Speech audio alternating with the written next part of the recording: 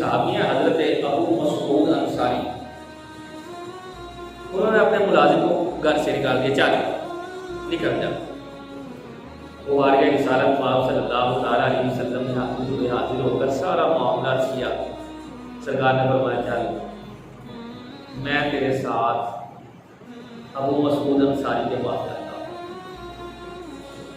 हो सकता था सरकार किसी से आप को भी कह देते जा यार जरा जाकर अबू मसूद अंसारी को बुला ला, या जाकर अबू मसूद अंसारी को ये पैगाम दे दे कि सरकार ने इसे भेजा है।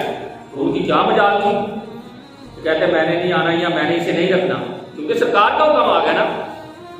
लेकिन सरकार की अदाएं तो फिर अनोखी अदाएं हैं, बड़ी सोहनी अदाएं हैं। सरकार खुद उसके साथ चल पड़े, चल यार मैं तेरे साथ खुद चलता हूँ। ऐसा मामला उनकी तौर पर होता नहीं है। हमारे यहाँ अगर किसी आप MP या MLA के पास चले जाए ना काम है ये, तो कहना चाचा मैं फोन कर देता सवेरे 9 बजे तो दफ्तर टाइम नाल पहुँच जाए, साथ हो ही नहीं जाता।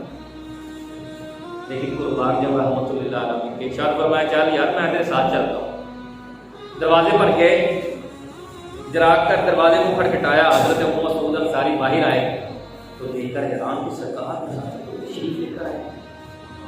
सरकार ने फरमाया इसे मुआफ कर, अपने गुलाम को, मुलाजिम नहीं गुलाम को मुआफ कर दो। अर्ज़ किया रसूलल्लाह ये बड़ी गलती करता है। सरकार ने फरमाया फिर भी मुआफ कर दो।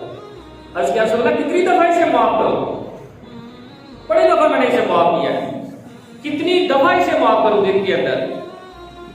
अब जो सरकार ने जवाब दिया ना वो सुनने वाला है, और सुनकर उसे दिल में बिठाएं और दिल में जगह दें। सरकार ने फरमाया अबू मसूद अंसारी जितनी दफा तेरा रब तुम्हें मुआफ करता है तो उतनी दफा ही अपने गुलाम को मुआफ कर। सुभान अल्लाह।